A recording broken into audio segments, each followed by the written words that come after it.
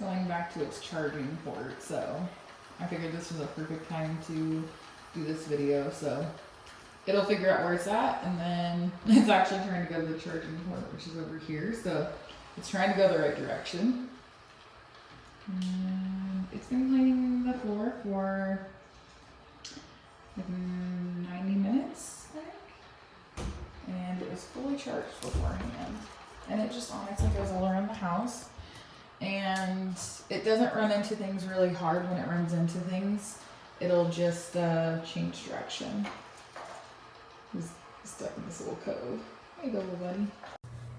Su tamaño es espectacularmente cómodo, va por todas las partes, baja de mi casa, no hace ruido y realmente la carga también se hace rápido.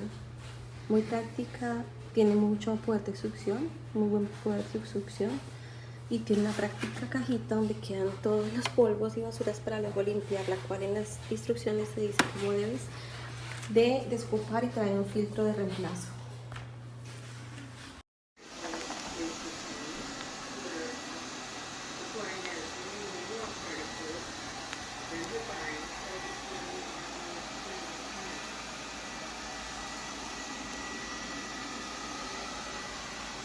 Right there.